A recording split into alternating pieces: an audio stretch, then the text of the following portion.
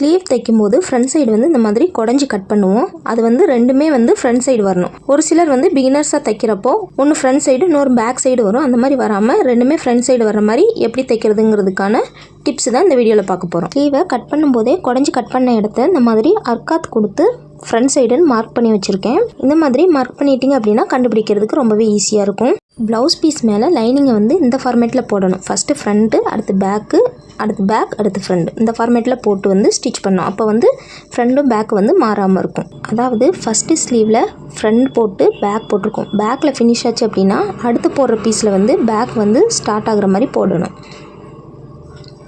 பேக்கில் ஃபினிஷ் ஆனால் பேக்கில் ஸ்டார்ட் ஆகுற மாதிரி போட்டு தைச்சி பாருங்கள். ஃப்ரண்ட்டும் பேக் வந்து மாறாமல் இருக்கும். தைச்சிட்டு காட்டியிருக்கேன் பாருங்கள். சுற்றி தையல் போட்டு எக்ஸ்ட்ரா பீஸ்லாம் கட் பண்ணி எடுத்ததுக்கப்புறமா ஃப்ரண்ட்டு பேக்கு, பேக்கு ஃப்ரண்ட்டுன்னு இருக்குது. இதை ஃபோல்டு பண்ணி காட்டுறேன் பாருங்கள். ரெண்டு பக்கமும் குடஞ்சி கட் பண்ணது ஃப்ரண்ட்டில் வந்திருக்கு. இந்த வீடியோ உங்களுக்கு யூஸ்ஃபுல்லாக இருக்குன்னு நினச்சிங்கன்னா மறக்காமல் இந்த வீடியோக்கு ஒரு லைக் போடுங்க. தேங்க்ஸ் ஃபார் வாட்சிங்.